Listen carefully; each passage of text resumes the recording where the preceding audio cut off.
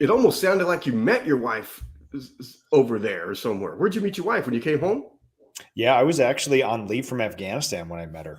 Oh, okay. And because I was reading your bio and it says, I know her name's Amy, but it says Tootsie. Is that what I've read? Yeah, yeah. My wife has been known as Toots forever. That's her nickname.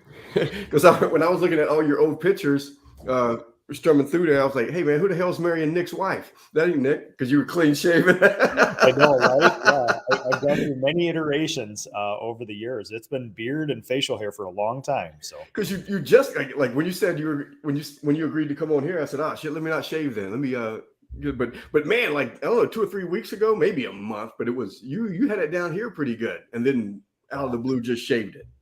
yeah, it was mustache season. I wanted to surprise the kids, and I did it. And that experiment is done and back to normal. So All right, guys, man, we are live, and we got a special time for you early in the morning. If you're here on the Pacific Coast, California time, New York, it's 3 hour difference, but we've got the man, the myth, the legend, Mr. Nick Slavik, and just can't, can't say thank you enough for setting aside time and coming here, because Nick is big in the painting world, but man, my general contractors and some of the roofers and some of you other guys that we hang out and chit chat back and forth. When we talk about dominate your trade, Nick has been doing everything that I beg you guys to do, video wise, building the brand, just I don't know. He's dominating for sure. He's dominating the industry. He's about to take it all over. So you guys definitely want to stick around.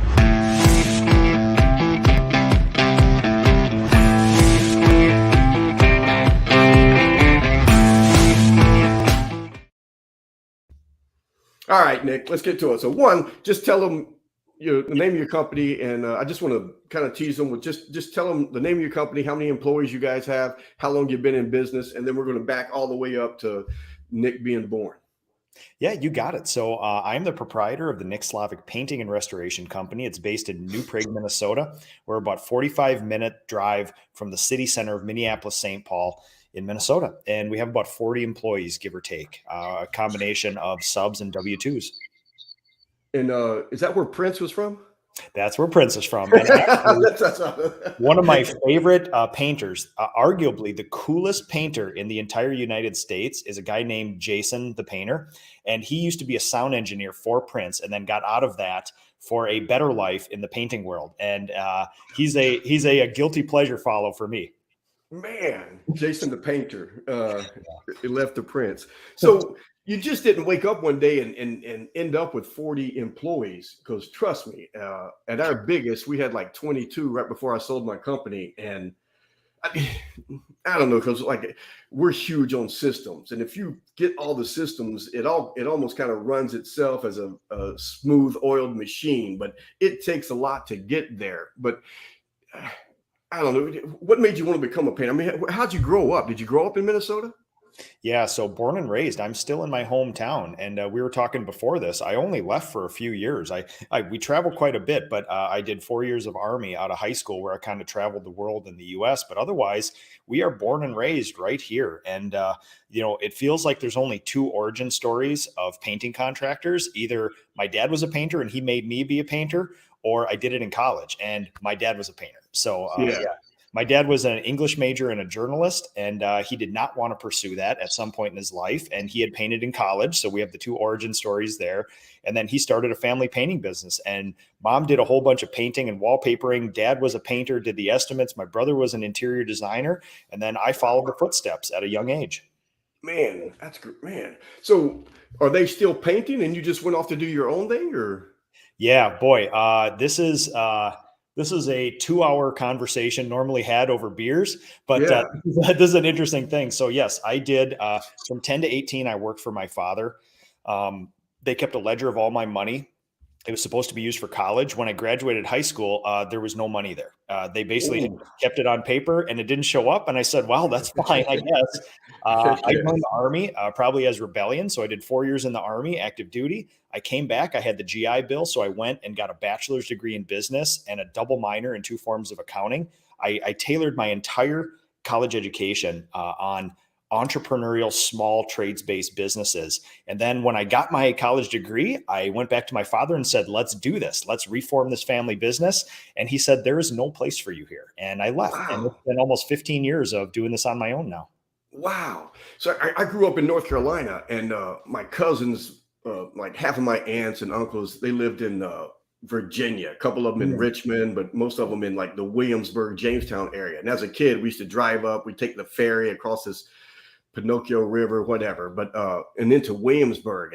And even Mm. today, Williamsburg is one of my favorite places to visit, especially like right now. If you go, they're all dressed like George Washington. They walk Oh, around with sure. their lanterns, the lightning bugs or flashing and stuff. But my uncle's painting company, they used to restore, they even now they still keep all of those old George Washington Mm. homes restored. I mean, he always did that. So as a kid, I used to see it, and man, that was just always like, man, like, am I going to be a painter? Was this? And but his son ended up going to school, graduated and come back. But they had a great relationship, and he ended up like just expanding his dad's business. He had a great foundation already just because of the quality of work. It was always quality of work, quality of work. And then even when I quit school, moved out to California, ended up doing hardwood flooring and some other stuff, Yeah. did more painting jobs that we should have, and realized that you really need to niche down and focus on something. And it ended up being like the hardwood flooring. But the Mhm. stuff that you do, and like right now, I know you're like, they say, the newest member of This Old House. And I don't know, I've got videos from years ago. I'm yelling at contractors. It's like, man, you need to become the Bob Villa of your trade. And now the young guys are like, Bob, who? Yeah, right. So now I get to say, you need to be the Nick Slavik. So has it always been the quality? I mean, how'd you end up with the whole This Old House? Yeah, so I was a loudmouth on social media, and a whole bunch of years ago, they started Generation Next, which is their apprenticeship program to find the next breed of contractors in the show. And I applied, and at this time, I had been a master craftsperson for 25 years and stuff. And so I got a call from a guy named Gunner who works at This Old House, and he's like, Nick, love your video. Everybody's standing around it was a big video submission. Everybody's standing around the computer watching your video. We're in love with this. The problem is you're not an apprentice. Like, you've been doing this for a Ooh. long time.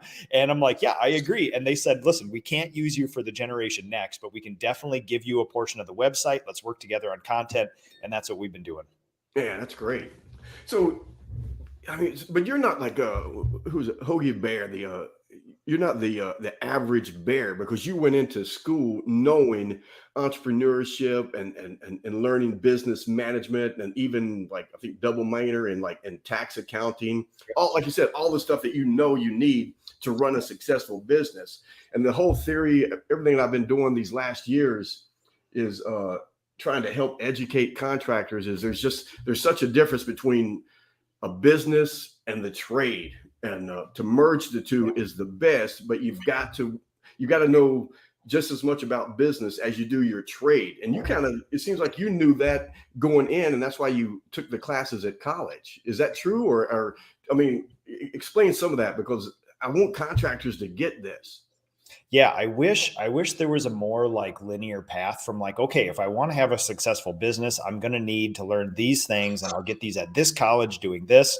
Honestly, it was more of my father,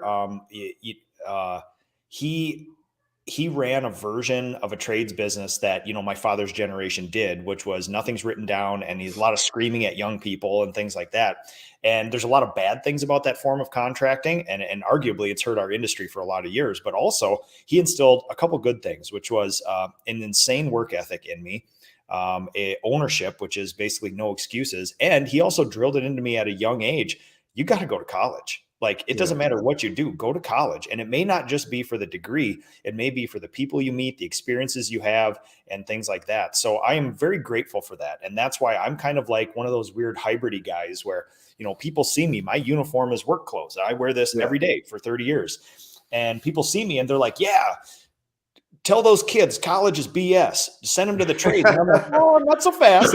Not so fast. Like, college is not the devil. All right. It's not a, A or B choice here. Like, you can do both. And arguably, some of the more successful people in the trades, it's not necessarily the degree they have, but it's a lot of the people that they met and the experiences that they had, and they were exposed to things. So I am not a person that says you have to go to college or even tech school or anything, but I'm saying for me, it was a definite, and there was no choice in my mind whether I was going or not.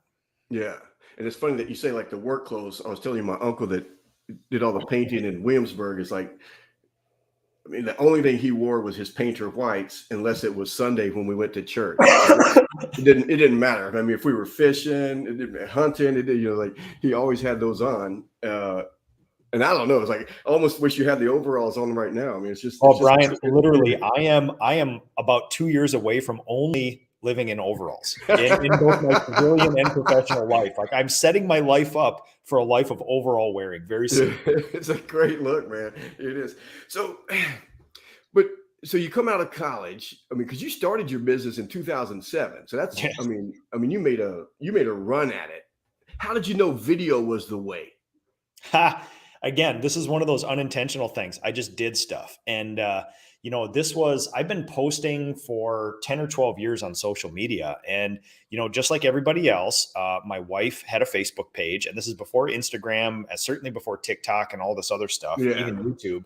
And my wife did it. And again, when Facebook came on the scene, as the kids say, it was pictures of food and cat videos, just like everything else. And so eventually, you see your wife corresponding with their friends, you finally get on there, and, it was just a natural thing. I have this natural proclivity to just like share this stuff and this knowledge. I love talking with other people, exchanging knowledge. And this seemed like just a really cool place of like, hey, post a picture, we'll see. I like immediate gratification in some regards. So seeing a numerical value of how much people like or dislike what you post is kind of satisfying on some weird superficial level for me. So it was good. And honestly, it was one of those things where you could see there were some people early on being called influencers or people making money off that. And the only through line through all of it, and podcasting too is just coming on the scene at that time. The through line through all of it, I kept hearing the same advice, which is be consistent, make your stuff as high quality as you can. And honestly, early on in all that stuff, consistency is way more important than finely polished, honed, things like that. And so basically my thing was post every day and just don't stop, and we'll figure it out. Yeah. And did you post every day? Do you still post every day? Yeah, I try to. And it's really interesting where now I don't post as much as I used to, only because business is we're at a very taxing stage where I need to be at the levers, at the helm right now. And I just do less general posting, but the posting I do is pretty rich with sort of content and things like that. So I don't know. I'll probably get back to a little more posting once we find ourselves comfortable on this plateau of business. But right now, it's family, it's business, and then other stuff. And other stuff is falling off a little bit right now as I focus on family and business. So. Yeah, because I spent 3 days in Vegas a couple of weeks last week, I think 2 weeks ago. But just with the whole thing was like grow with video and like Gary Vaynerchuk and Alex Omo. I mean, just a whole bunch of big time guys there. But man, it was weird that like Facebook never got brought up once. But man, when I sold my first company in 2001 and just traveled, that was way before the internet, but I was blessed to travel the country with guys like Zig Ziglar, Les Brown, and we used to sit around and just talk about, man, we wish we could get video, on the internet that was just now starting. And in like 2004, 2005, I moved my family back to California, and I was going to YouTube just came out, and I was like, man, I'm gonna make money on YouTube videos, and what do I know? I know construction, so I'll start doing some construction stuff. I didn't want to get back into construction, but then I realized how hard the videos were and how much time consuming it was. It wasn't a cell phone back then. I had to use my wife's camcorder and then download it to a Pinnacle editing system. And I mean, I was like, shit. A lot of work. But by doing the videos, the construction company had exploded. And I was like, man, I don't know. We'll run with this for a little while. And then 2008 happened, and we were positioned in a great, because of the videos, in a good. Everybody else went out of business. We were the only ones left standing. Not the only ones, but pretty much. So I ended up selling that company too, and then started another one and sold the majority of it off several years ago, but it was the videos, because we knew, like, from the video, just from the speaking engagements and stuff, hanging around with these guys, everything was video content, video teaching, video this. And so then I just, and now from my companies and working with different contractors, it's like, it's not going away. That's why I went to this conference a couple of weeks ago. It's only going to get bigger. I want to get more back into YouTube like I used to do, but making a couple of dollars just on the advertising part. But I don't know, I'm lucky and blessed enough to where I don't need to do it to make a living at it. So now I can do it and just have fun with it. But it's my whole thing, like this whole dominate your trade is just, we did it like you kind of said, it's like we did it just by accident, to where I was like, man, there's something here. And now it's worked for everyone that's been doing it. So I don't know, I think it was like 2 years ago, I was helping like 3 or 4 different painters, and they kept saying, hey man, Nick? And I'm like, nah, I don't know. And so they sent me a link, and I watched, Ask a Painter live. And I was like, man, look at this guy. And, just, you have everything, the charisma, the look, the this, the that, and the knowledge, and you put it all together. And I just wish more contractors would learn from it, because it's I don't know, it's like we're a little bit different. The contractors that I see is, most of them didn't go to school. Most of them end up quitting high school, and they end up working in a trade just because that's how they ended up having to support themselves. They mastered that trade.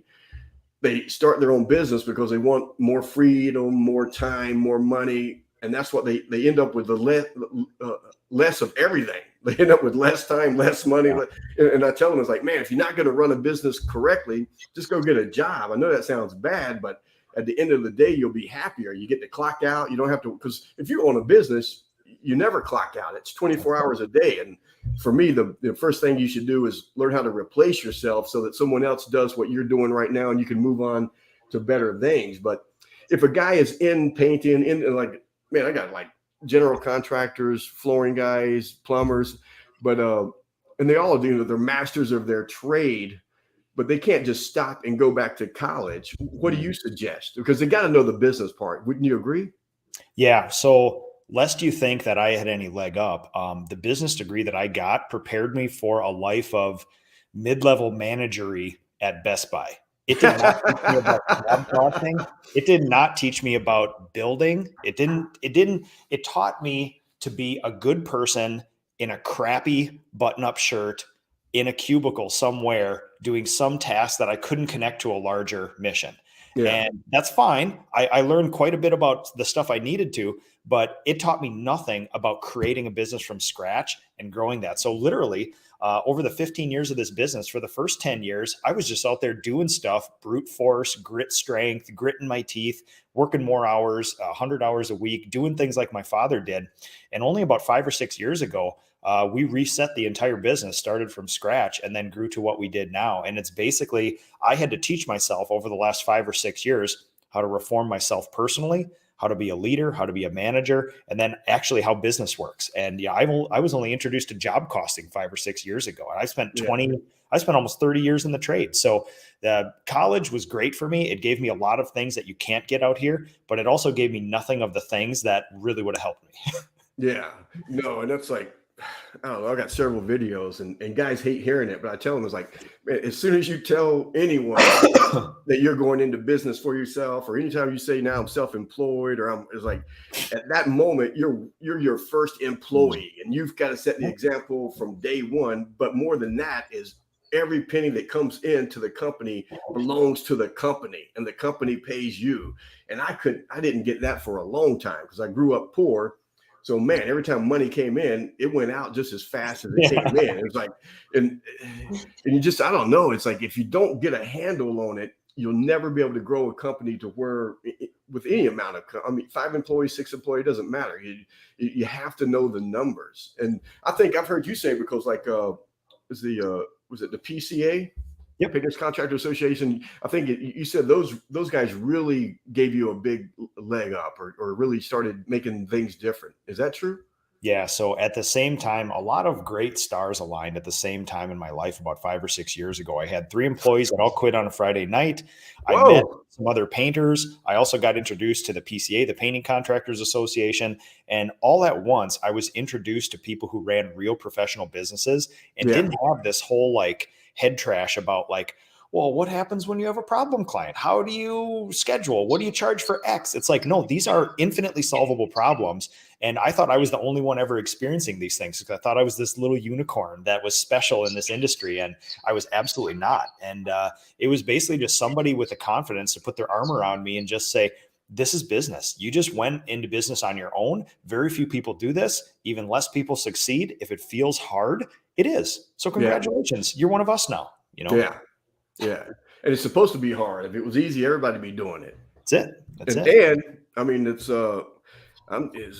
construction has afforded me a life I never, ever dreamed possible. I thought I'd be in a 2-bedroom trailer. Not that there's anything wrong with that. Most, my sisters and everybody else is still in one, but it's just, I made more money than I ever thought possible. And really the sky is the limit. I've got guys that just make, so much money. And we get to, for me, it was life-changing because as a kid, not having really any self-esteem, at the end of the day, working in construction, man, you were sweaty, sawdust here and there, just sandpaper dust. It doesn't matter. At the end of the day, you knew you worked and did something. So that kind of felt good. But you could see, like you mentioned it earlier, that instant gratification. At the end of the day, you step back and go, damn, I had something to do with that. So it was a great feeling. But, man, I say grew up. I kind of grew up with all these guys that was in construction, because it's, especially back then, man, in 83, 84, man, the talking shit that they do. And you couldn't, wear your heart on your sleeve type of deal. It's like you had to put up with it or give some back. But it was just a bunch of great guys. When I first started, I worked with some 72, 73-year-old guys that were in World War II, and they were as tough as nails. But no one knew the guy. Everyone that I worked for, none of them ran legitimate businesses. They worked as much as they could, made as much money as they could, and then didn't work for 2 or 3 weeks. And it was just, I don't know, it was a vicious cycle. And like you, man, I was doing 80 hours a week, and luckily met a gentleman, and I asked him, I said, man, it's like, I'm here working at your house, and how do you afford this? You don't seem to ever be leaving. When do you work? And he's like, dude, I'm working right now. And that didn't make sense. I said, tell me more. And he says, if you have to be there, it's not a business, it's a job. And that made me even more confused. But like you said, as he put his hand around me, he said, look, it's like, so he explained business and books. And back then it was cassette tapes that I had to listen to, and seminars that I had to go to. And I feel like I was fortunate enough because I did quit high school. I knew how uneducated I was. So I was open to anything. And I just, and I've never stopped. Even, today it's like, now it's like you said, it's podcast, it's audio book, that, everything, seminars, wherever I can go. It's just, consistent, always, trying to improve and learn.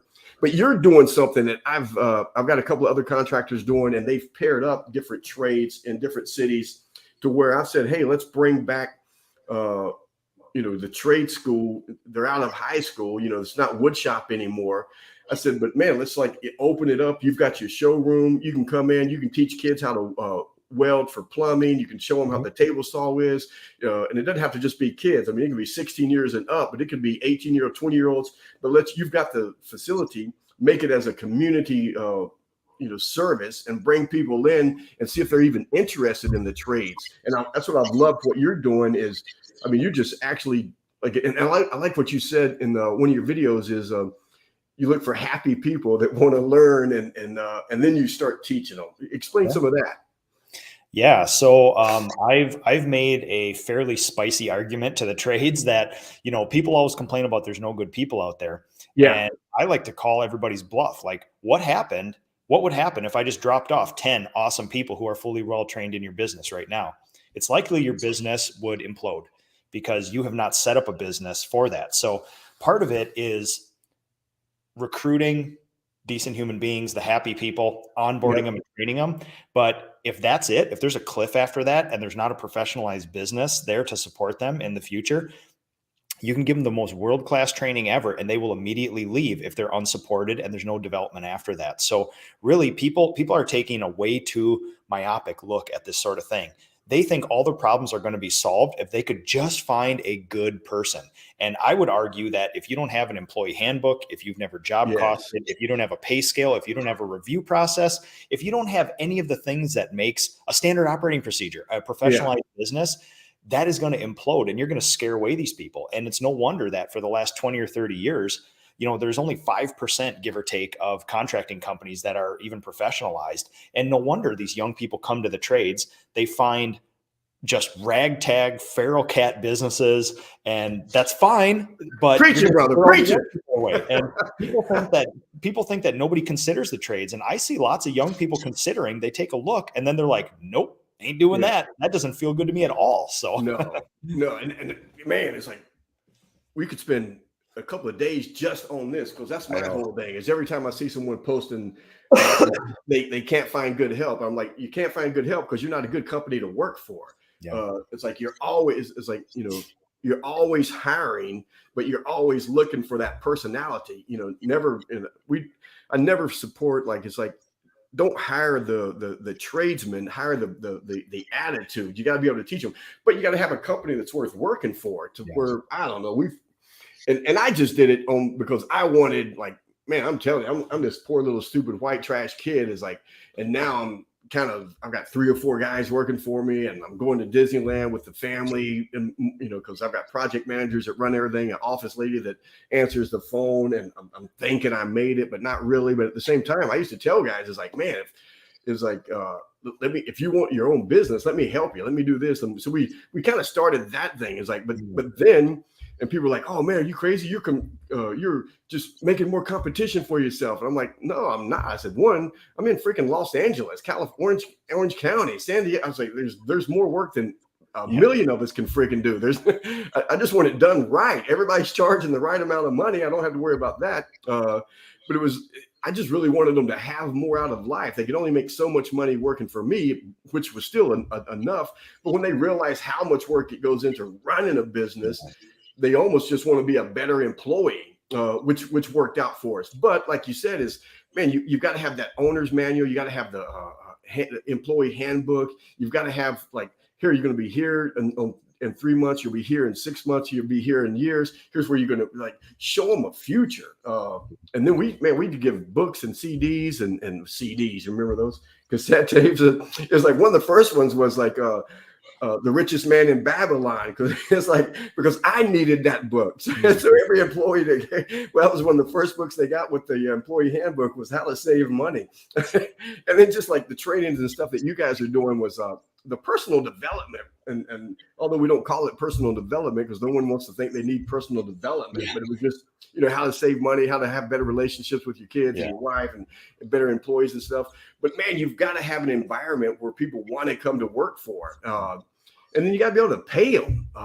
It's like, shit. It's like, I tell people all the time, it's like, look, as great as my kids think I am, no one's showing up to work to make me money, to make me rich. They all have their own why. I need to know what that is and help them achieve it. And people think that sounds like a lot of work. And I don't know. Do you think it's a lot of work? Yeah, it's exhausting. Yeah. I mean, literally, it is exhausting, the amount of, it's good exhausting, but the amount of accountability, training, mentoring, developing, everything else. If you want to do something world-class, it's going to take an exhausting amount of human contact and effort. And literally every single human after the pandemic thinks about work differently. And no more are there humans out there who graduate high school, find a good job and stick with it for 40 years, and they'll put up with anything to do that. Like, employment is mobile now, and literally everybody's going to change jobs every 18 months. So it's one of those things where it's like, it's not something nowadays where you can fire up a big effort, hire a bunch of people, and then great, I solved employment for the next 3 decades. It's like, no, it is a constant thing of recruiting, onboarding, training, developing that takes place. And we just have to be okay with the amount of effort that goes in. And historically, the trades haven't been good in that. They want you to show up, they yell at you once, and they want you to just perform and never bug them. And that's, surprisingly, young people aren't sticking around in the trades. No. And like you said, these last 2 years, if anything, is the whole pay structure has really changed right now, to where, God, like McDonald's is offering $20 an hour.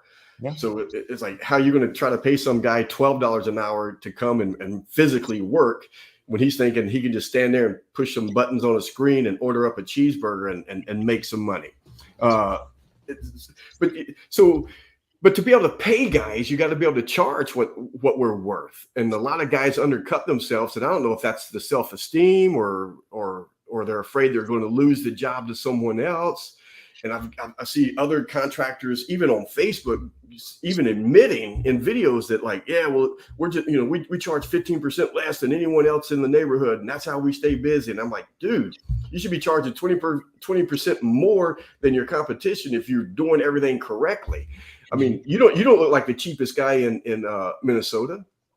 No, and in fact, the reason everybody complains about these undercutters and these low price competition, and it's a cliche for a reason. They do exist. Yeah. It very indicative of that is I was at a Sherwin-Williams Pro Show in Milwaukee last week, and I had lunch with just a random bunch of painting contractors around a table, and there was one guy who was probably 65, give or take. And he started the conversation off by saying, yeah, I'm sitting here. We all should be painting. I'm like, yeah, we actually should, and we were all just, sitting there commiserating about that. Like, I'm losing $30 an hour every hour I'm standing here. And I just about threw up in my plate. I was like, wait a second, you're charging $30 an hour. And it just reminds me of how deeply flawed the logic is. And I hear this over and over and over in our industry. And so what happens is I can hire somebody for $25 an hour. And in their mind, they think, well, listen, if I can go off on my own and make $35 an hour, I'm going to be rich. That's $10 more an hour.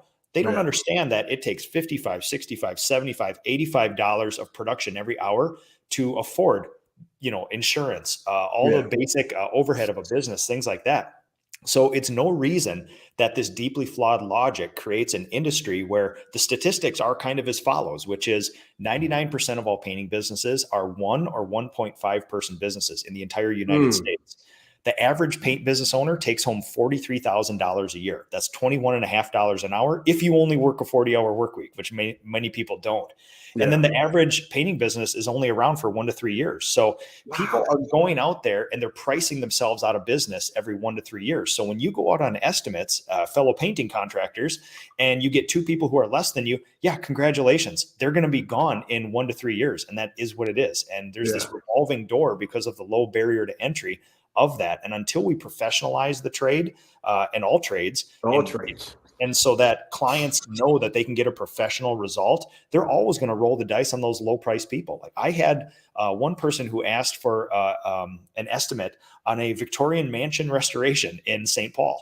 And, again, I start these conversations by saying minimum, we're talking $50,000 to $90,000. If you want us to abide by the RRP laws, do everything up to code, all this other stuff. And she goes, tell me right now why you're more than twice what all my other competition is. And I actually laid out that argument for her. I said, upfront and honest, this is what you're dealing with painters. If anybody comes to offer and pressure wash that house, technically that's illegal.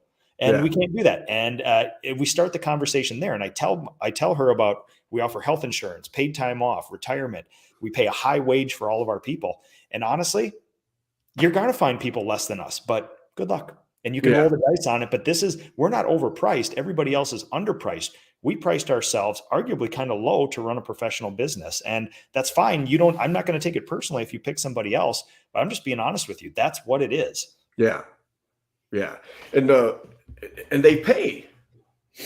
And you know what? If they don't, you don't want to be in that anyway. And the people who have had, one of the things that we really try to focus on is finding experienced clients. And we want those people who have a little bit of life under them and have had crappy contractors. And then they know, like, listen, nobody's perfect. And we say that, like, we are very upfront and honest. It's likely something is going to happen on your job site. Maybe it's a change. Maybe it's we find some carpentry, some rot, a color change, a process, a rain day, crew leader will be sick. But we're responsive and we're professionals. It's not like we're going to ghost you. We're going to show up on time. We're going to see this through. We'll communicate daily. And that is the secret of all this trades professionalization, which is look around to every other industry. What does Sherwin-Williams do? What do banks do? What does Target do? What do gas stations do? Those are all professionalized businesses, and the trades are not that. Yeah. So like that, the company, the last company I sold, I still 25% of it. And that's, if I learned anything over the years, it would have been that I would have never sold any of the companies kind of like real estate. I would just rented them out to where now it's like, so this last one is like, I got the residual income always coming in from it. But I mean, we've got like over 300 and some videos on YouTube. It's like, we've got all the instructional videos on YouTube. The homeowners can do it themselves. It's not a sales ploy, but the whole thing, I mean, we've got the book that's like how you can refinish your own hardwood floors. But it's always is like, because of the video series and everything that we have and the way that we talk to people is even before they call us, the job is already pre-sold just from the websites, the video testimonials, everything. It's like, even on the website, it's like, hey, we're busy, or you may be somewhere else in the world, but here's what you should look for. Here's how it should be done so that it's done right. You want it just like, if you're going to, if you're flipping it, that's one thing, but do you want it to last for a certain amount of time? Do you want this and that? And we just really educate them to where I don't care who does it, just have them done right. And that's been the biggest. I mean, and I've done that since the mid 90s, way before the internet was around. And it was never a sales ploy. It was just the way I was raised. Yeah. To where you just educate people, and like you said, it's like, yeah, someone's going to be this price. If they're charging this price, then they're watering down this, or they're skipping some, this. And I'm just, and I don't know, kind of like yourself is, I almost get too far into it and explain way too much to where they're like, shit, now I feel like I could do it. It's like, but It's like, the more you can educate them, the more they really understand. And that's why, like, the video part of it is just, now when they call our company, is they're already educated and they've already seen video testimonials and video and homes and stuff that we've worked at, to where just by seeing, like, you're a member of this old house. I mean, that carries weight to where they almost expect you to be more than the average guy that's just, working out of his Pinto. But how does any contractor right now working by himself, he has one helper. What does he have to do first? Yeah. So, unsatisfying answer. What lies ahead between the 1 or 2 person contractor and something that resembles a business and not owning a job is a series of unsexy, mundane, kind of boring things most of the time of business building. And it's creating core values in your company, having a pay scale, that employee handbook, job costs, SOPs. It's like, nobody wants everything they don't want to hear. Isn't there a magic pill? There's got to be a magic pill. Now, listen, there's a lot of benefit in, like you said, video assets, books, coaches, all sorts of things like that. That's great, but there's no magic solution to all that stuff. It's a lot of work. And like you said, if it was easy, if you could stumble into a successful business that doesn't need you to run, there'd be a lot more of them out there, and there's not. So really, it's sort of one of those things where I followed the book Traction early on. I just stumbled over Traction, and it starts with creating your core values, and you build your foundation off of that. And it was a great, like, listen, there's 1,000 ways to do this. There's 1,000 different books that are based on Traction, and Traction's based on 1,000 other books. But for me, at my time, I stumbled across it. It was part of a CEO group I was in, and it was very helpful, but it just gave me a skeleton. And what that skeleton was a whole bunch of slogging and kind of unsexy stuff. But I actually got a lot of energy from that. I love building, taking chaos and focusing it down into something. So a lot of people do not like that very much. I think my cheat code was, I love that stuff. Yeah, absolutely. Yeah. Because for me, it's like, even guys are like, help, can you help me put my workers, I'll put all the paperwork together. And I'm like, kind of, you can, but really every business and you're going to change it so much to suit who you are. If not, save up $150,000 and go buy one of the franchises.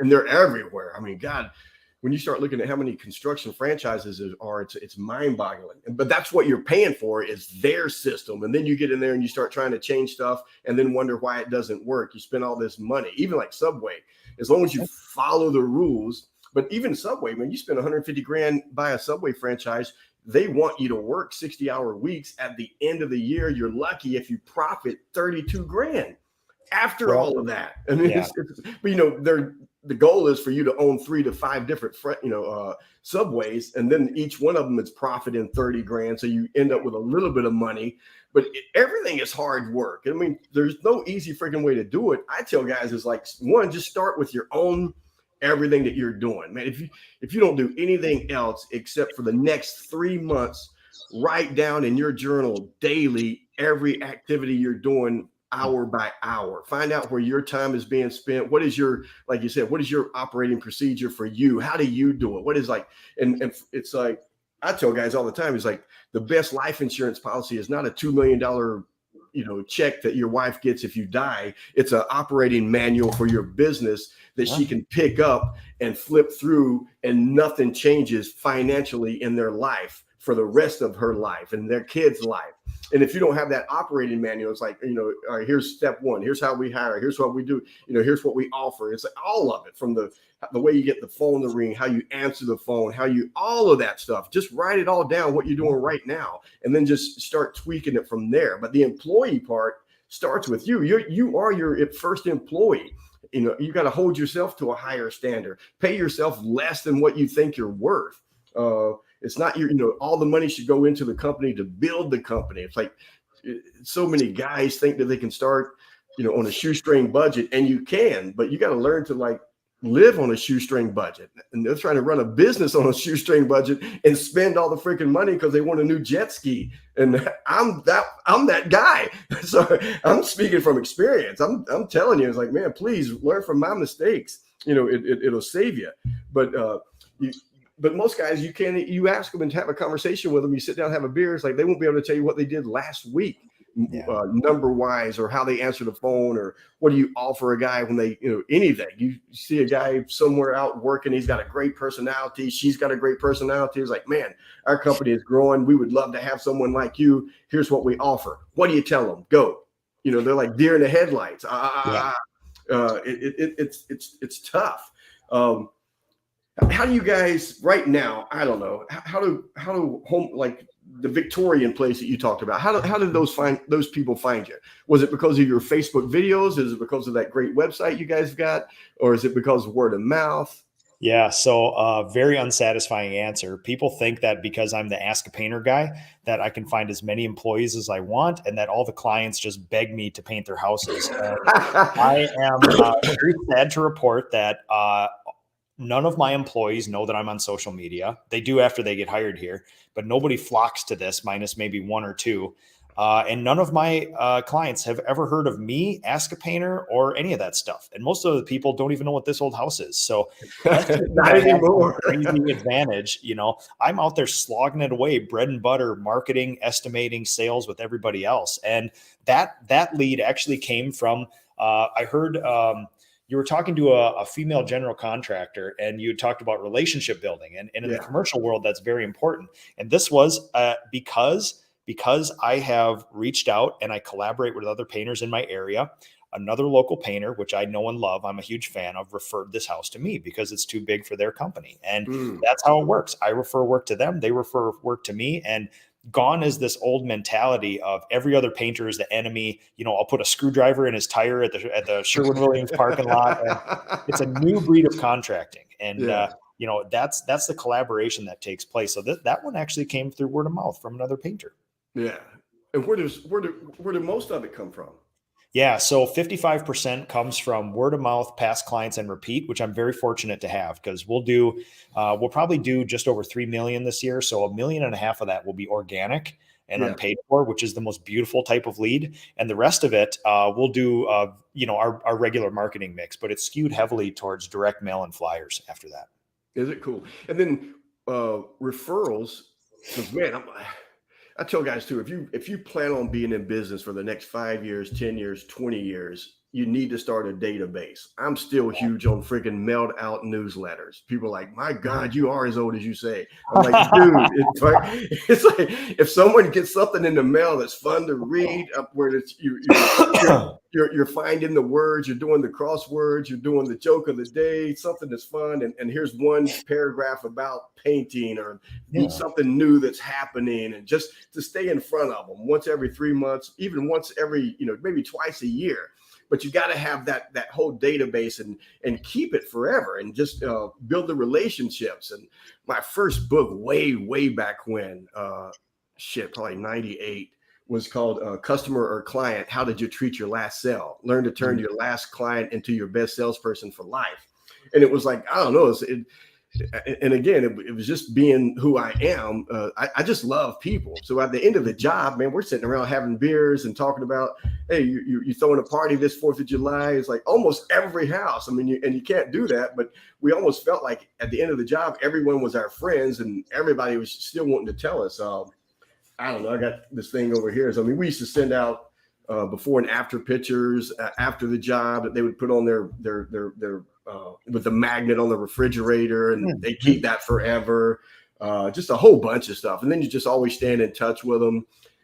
And then the internet came, and the website, and the videos, and all that stuff. So even now, our word of mouth and referrals. It's not that I don't like them, but I make the sales guys and the project managers, because for us, sales guys and project managers are both one and the same.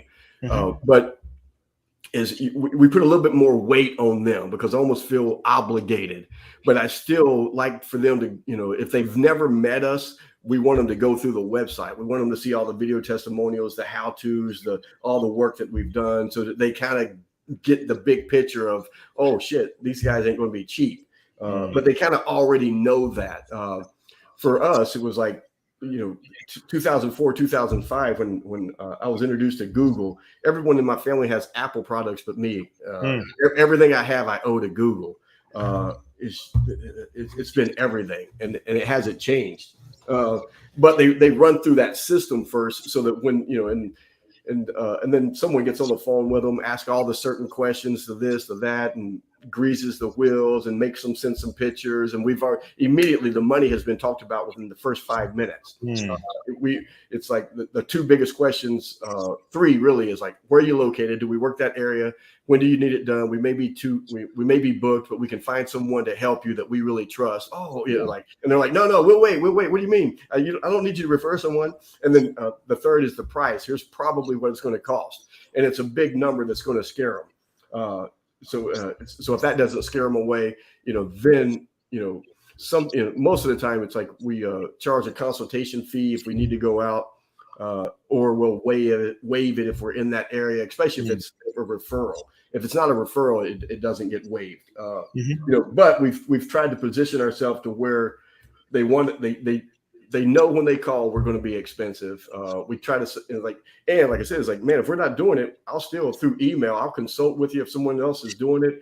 Here's some questions. Here's this. Just let me know what's going on. I don't want you to get taken advantage of and have a bad taste in your mouth, from construction guys that don't show up. And none of that is a sales point. I mean, I honestly mean it, but at the same time, they're like, no. I'm like you said, it's like, no, we've remodeled a house before, and they get the deposit check. They'll do a couple of hours of work. They show up at 10, they leave at 1, and they come back 2 days later. They've had that experience to where they're like, no, we want someone who's going to be here when they say they're going to be there, clean up when they say they're going to clean, all of that stuff.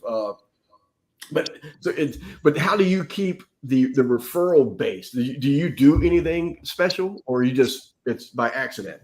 Yeah. So what in growing this business in the last 5 or 6 years, what we don't have a lot of is a bunch of excess time. So what we're doing right now, our marketing is you can solve problems two ways, with money and time, or both together. And we have been solving the marketing and lead generation with money. And this winter is the first winter where we are going to start skewing it more towards time. So we're going to start all the things that don't necessarily take just hard cash laid out, hard marketing goes out. But it's only because we're building a workforce of people who have never been in the trade. So if I have an option of, listen, there's this thing that generates leads, but it's a little expensive, or I can actually train my labor force. I have defaulted to train my labor force over the last 5 or 6 years. So yeah, we are going to start all sorts of sophisticated things that take less money and more time, email campaigns, things like that. But if I'm being very honest, we have not been intentional about re-engaging past clients, many of those things, because we're getting just enough of what we need right now where we don't need to make a problem out of it. But in Minnesota, our marketing is about 75% skewed towards a 6 month of winter, because people literally just shut down and hibernate. So to keep a business of this size running, we skew all our marketing there. So the winter is when we make the hard push. So then this, come about August, the final marketing plan for the winter will be in place. And I would like to generate half of all of our leads have to be what I would call forced or created, that they just don't organically come up. I would like to take half of those and pay for those, and half of those to somehow use our time or effort or something else outside of just flyer distribution to get those. So that's going to be the goal, and it's going to be a pretty tightly controlled experiment this winter, and we'll see how it goes. Yeah. For us, I mean, it's like just, God, man, like, and it's, I don't know, my whole business really is like everything. It's like, the more I listen to my wife, the more everything grew better. And it was like everything. I mean, just the videos was her, all of it. The free estimate shit was her. She used to get frustrated with, we'd be sitting there at dinner at 6:30. If the phone rang, I'd jump up and I'd tell her I got to go. And she's like, "What do you mean you got it?" It's like, "No, your time is valuable, this and that." And so one day she said, "Hey, you got to go look at this house, yada, yada, yada. And they're going to give you, $55 or something." I'm like, "What? Nobody charges for estimates." It's like, "I think it's illegal." And she's like, "No." And it was like, "Oh, it's a whole bunch of it." But and even the whole Google thing, she was like, "No." She's like, "Anytime I want something, I go to Google. Ask anybody." So I was asking everyone. This is 204 because the first time, I don't know, you were graduating high school and stuff. When the first internet, I think it was like 1999, 2000, we had dial up and you went on the web. But if you didn't have every little dot and semicolon and everything, you couldn't find anything's anybody. And I'm like, well, this ain't ever going anywhere. The internet is a waste. And so I don't think I got back on it for over a year. And then Google came out with like Google Earth, and everybody said, "Hey man, you got to download Google Earth. It's cool." I'm like, "What the hell is it?" And so I downloaded it and Google Earth, and it was cool as heck, man. You could see Afghanistan, you could see all these different areas, and it was cool as heck. And it's like, yeah, they got this search bar, so you don't have to type in everything. You can just tell them what you're looking for. And so then that worked. And so when we got back into business after the YouTube video thing didn't make it, I already had the YouTube videos up, and my buddy was like, "Hey man, you can do Google ads, pay-per." I'm like, "What the hell?" So it started researching it, and I was like, "Oh my God." And back then it was like 30 cents a click to win, which was crazy. But Google changed the marketing world. I've been teaching marketing since 95, and marketing never changes. Only the media in which we deliver the marketing changes, meaning the phone book, penny saver, all of that stuff, the flyers, the door hangers, the mailers, yard sign, all of it. That's just the media in which we use to deliver our marketing. But so all of that was paid up front, and you had to track it to see what worked and what didn't work. Google was like, "Don't pay me anything up front, and you only pay when someone clicks your ad and you're able to track it, and I'll give you a month to pay me back." And even today, it still is like, it's unfreaking believable. So then you get to track. It's like, well, or the wording is they're clicking this, or am I misleading them? Is it this, or they're going to the website? There must be. I've spent tens of thousands of dollars on different website designs and trying to figure like what's going to be. Everything was relationships. It's like how as soon as I got to the website, it was like, how can I instantly build a relationship with them? How can I build trust and rapport?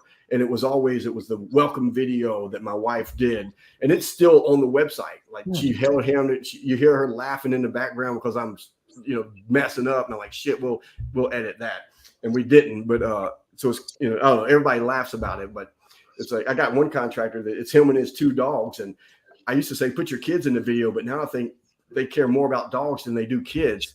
But if he gets 10 phone calls, 8 of them ask about the dogs before they ask about anything.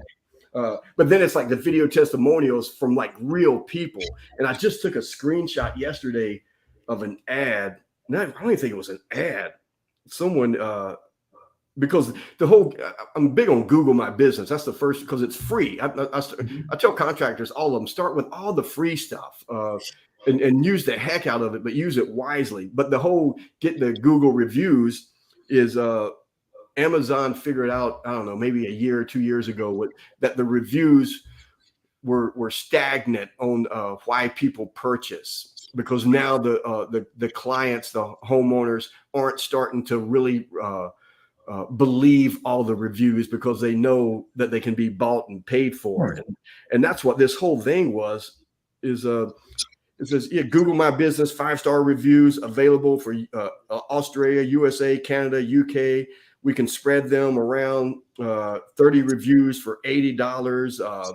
And there's a bunch of people that do it. So they're kind of like, but man, those when you're there and with Nick the painter, whoever it is, and you're standing there with the homeowner and a selfie stick going, hey, I just painted Nick's house and how'd you find this? Blah, blah.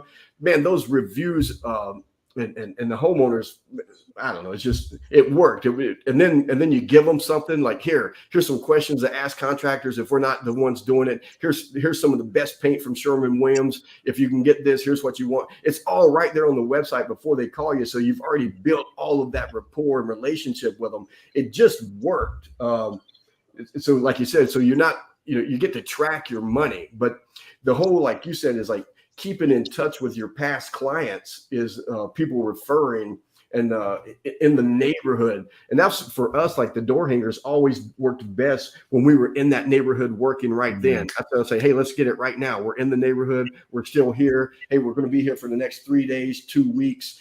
Let us stop by, yada, yada, yada. Because they feel comfortable about you're in the neighborhood. So even if they don't know anything else about you, it makes them feel like, well, you're already in the neighborhood. You must be a good guy. Because for us in construction, no matter what the trade is, and again, it's my wife. She's like, when we need work done, she's like, make sure you vet them. Don't be bringing no crackheads over here. They're just scoping out the house. And you guys probably don't have that. You're in Minnesota, but California, she worries about that.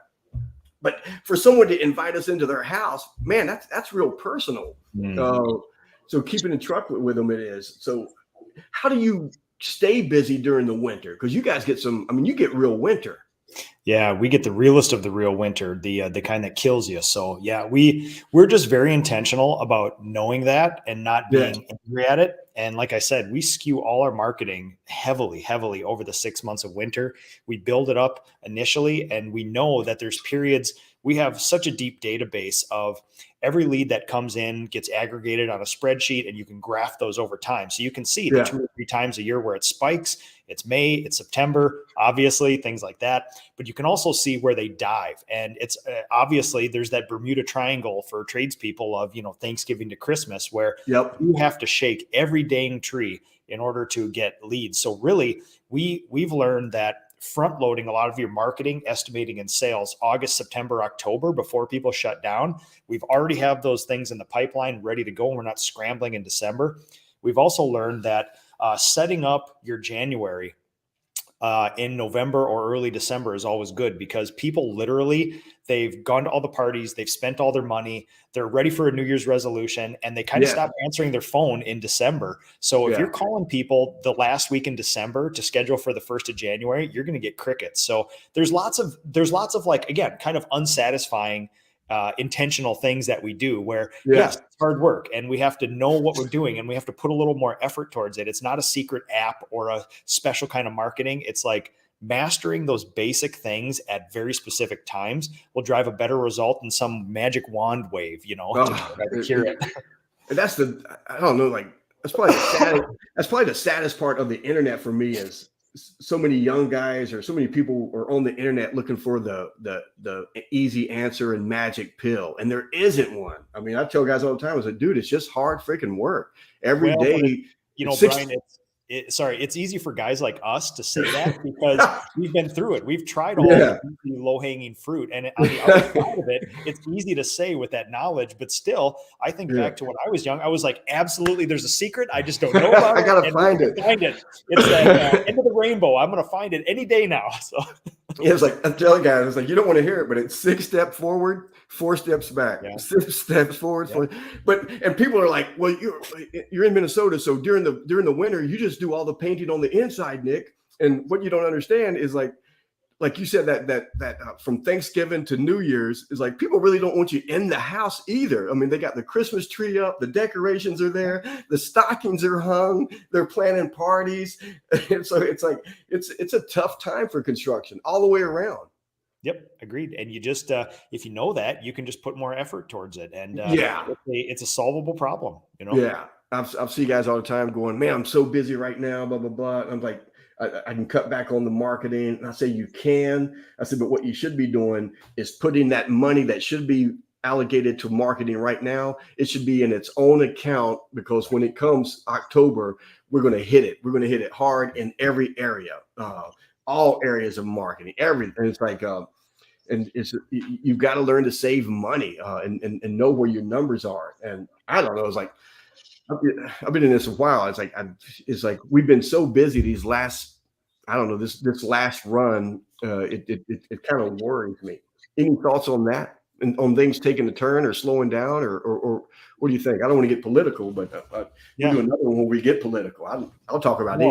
anything. So this is going to be either the most satisfying or the most unsatisfying conversation, because I literally take ownership of every single thing in this business, and I'm a firm believer, based on my experience in the trades, that our only competition is our own ability to execute our business plan, and that includes macroeconomic issues, politics, world events, things like that. So it is. I've seen our industry basically use the most convenient excuse du jour of the day to explain why they're not accomplishing the things they want to. And, I think I've been served well by this, because I started my business in 2007 and ignorance was bliss. I didn't know that there was some crazy housing crisis going on. And, looking back to a day like, Brian, you and I have done this long enough where Yeah, anybody who started a business in the last 10 years, employment has been hard.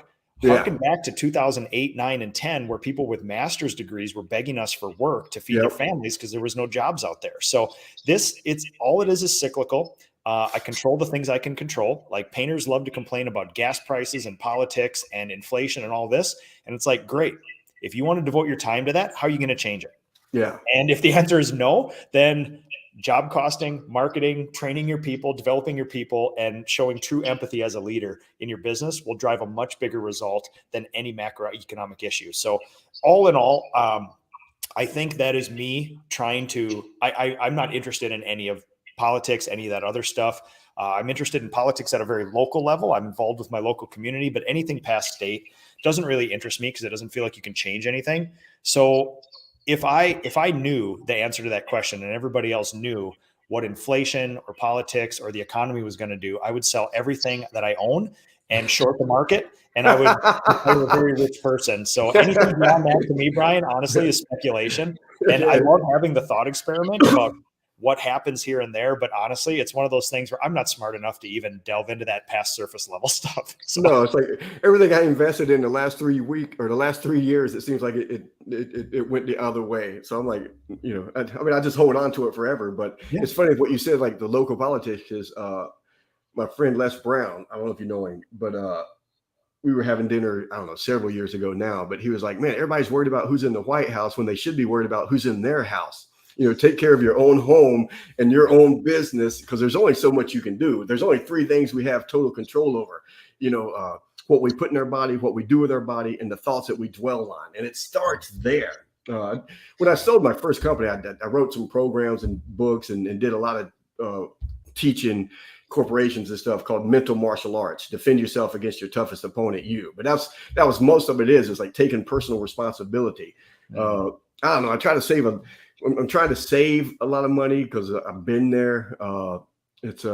So when times do get hard, my employees never see it. I'll feel it first, if that makes sense. Because I got to take care of it. And for you, and so any young contractors, any contractors watching this in any trade, it doesn't matter right now, is, man, every time you have an employee, that's a whole entire other family you're taking care of. It's a lot of weight on your shoulders, and you've got to build the business correctly, because you're taking care of them and their family. And you, like you said, you've got like 30, 40 people working for you. Even if it's subs, it doesn't matter. It's still people who are kind of relying on you to make sure you do the right thing. So man, I'm just honored that you're here today with us, and I just love everything that you're doing, how you're giving back to the trades, how you're teaching these younger guys, and you're doing it the right way. Because, like you said, when we first got into construction, it was a total different. It was a man's man, suck it up, do this, like like all of that stuff. You don't even put the knee pads on, don't wear the mask, don't do this. It's like, come on, or it's like, all of that, to where it's like, man, it's like, nah, you got to, teach these guys a better way so that we all grow together and do it better. I don't know. We're coming to the end. I do want to touch on this because it hits every trade.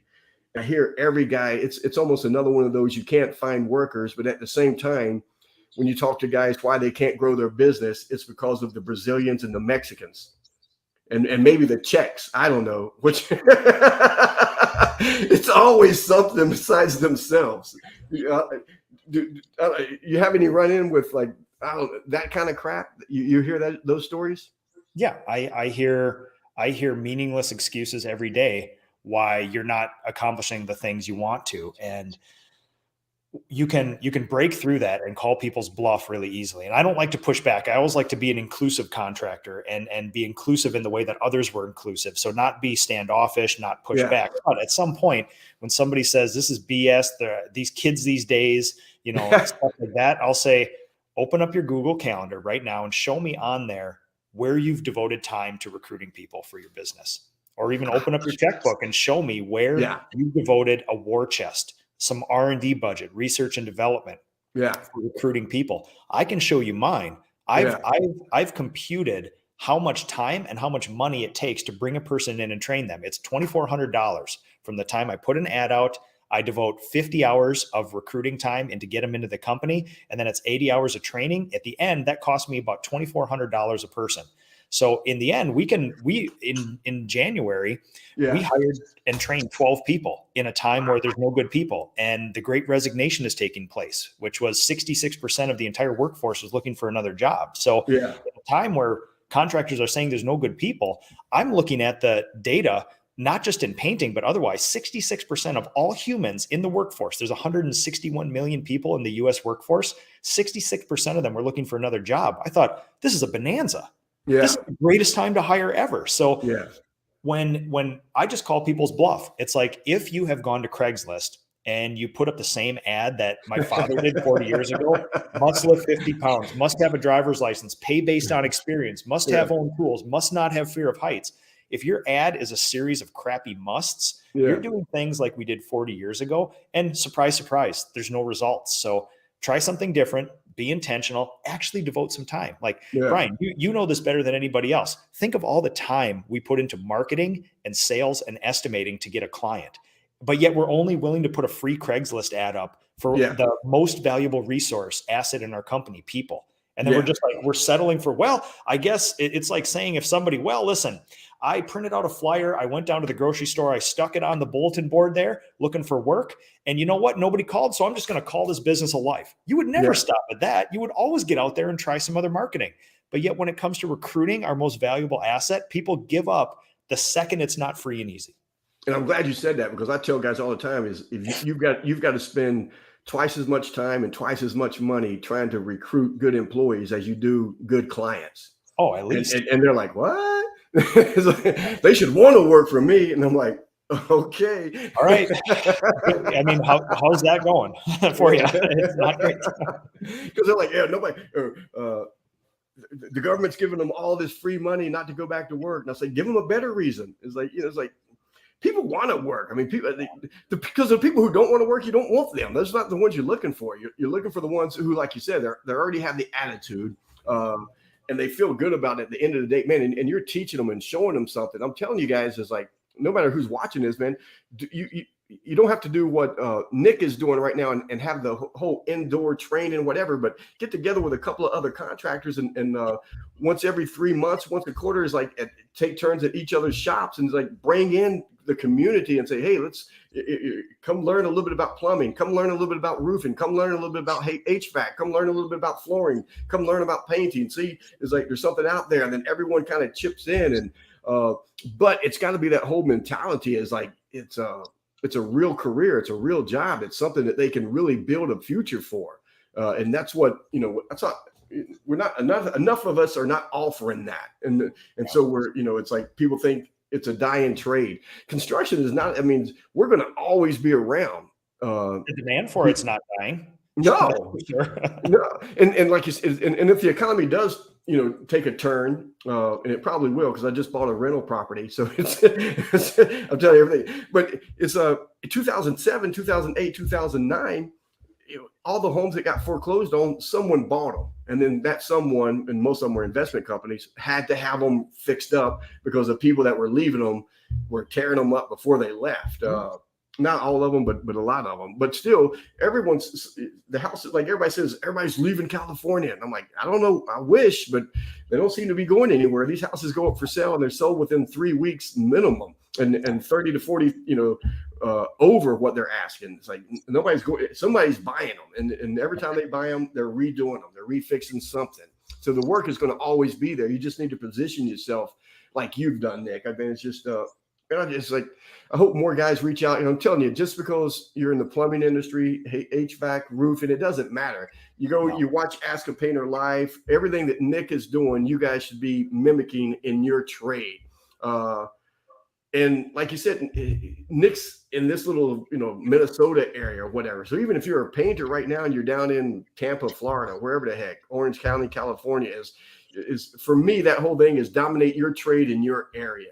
When we make videos, I say things like, oh man, if you're watching Australia, if you're watching here, and maybe they are, but I really know that ads are only running in a 25, maybe 30-mile radius. So when they're watching stuff, it's like, oh man, this dude is world renowned. And luckily he's in our area. But it's like, you only have to worry about a certain area. I mean, you're not working all of the United States or all of one state. It's like, how far do you guys go, Nick? You do a 50-mile radius? Yeah, we do just like everybody else does in the trades business. We try to keep all our people under an hour, but really probably close to a half an hour from home. And we're on an outer ring suburb, so 45 minutes from the city center, and all the building activity and remodeling activity is in a hot spot halfway between me and Minneapolis, St. Paul. So we're in a beautiful Southwest Metro Crescent where it's a 21-minute drive to everything we ever wanted. So do you have traffic like we have here, or are you nice country road? No. And, honestly, I do a lot of traveling for my master's classes and events and stuff. Yeah. And Chicago, California, it makes me angry when I see another car at a stop sign and I have to wait for them. Literally, like, Brian, I'm in my war room right now. I'm on my 20-acre farm out here in the wilderness, and I take my dog for a walk for about 4 or 5 miles every morning. And it makes me a little sad inside when I see one car.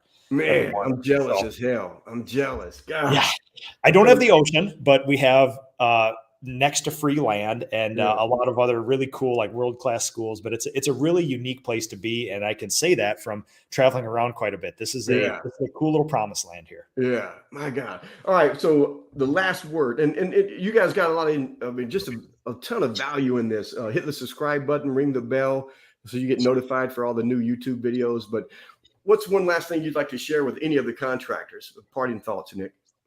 Yeah, I would say this is my 30th year as a painter, and it took me 25 years before I actually spoke to another painter and collaborated. I had a very regressive sort of, the previous version of the trades mindset about all this stuff. And it makes me sad and disappointed that I didn't come around faster. But now that I did, my entire world has changed. I'd become a better person, a better father, a better leader, business owner, even master craftsperson, because I've collaborated with other people.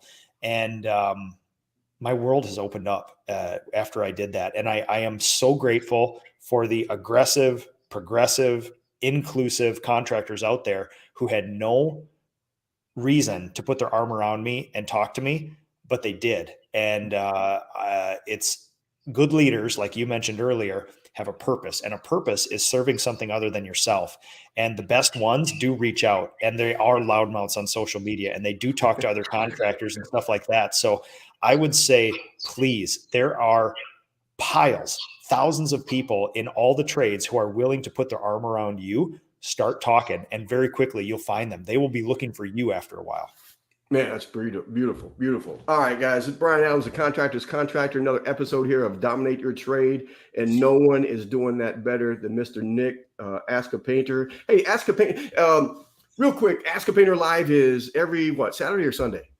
Yeah, so every Saturday. We're moving to the summer schedule, which is Friday, so I can have the weekends with my kids. But yeah, it's a weekly live Facebook show. It's been going on for over 5 years, and I've cataloged my life as a master craftsperson and trades business entrepreneur, going from one person to now 40. And it's a whole bunch of painting stuff. It's a whole bunch of business stuff. And it's basically just an excuse for me to collaborate in live space with other contractors from around the globe. And it's super fun. Man, good deal. And then, like you said, you do a lot of travel in Chicago, LA, California, whatever, but you're doing a lot of trainings. How can anyone watching this right now, how can they find some of the trainings that you do? I'd love them to meet you in person. Yeah, so we got a whole calendar of events going, and the keeper of that calendar is the Painting Contractors Association, the PCA. So the website is pcapainted.org, and you can find a whole list of that stuff there. Otherwise, get a hold of me, and I'll tell you when I'm going to be in your area. Oh man, we appreciate it. All right, guys. Thank you. Next week, my buddy, you want to tune in for this too, is Ruben Gonzalez, the luge man. He's been to the Olympics 4 times. His book is the Courage to Succeed. God, I met this guy like 20 some years ago. Man, just a phenomenal speaker. His story is great. He says his goal was to be in the Olympics. And he looked at all the Summer Olympics, and he's no athlete, so he knew all of those were out. And so he looked at the winter stuff and ended up being on the luge. But the whole story is great. But we're going to have him next week. So anyway, guys, it's been great. Nick, thank you for everything that you do. We'll see you next week, guys.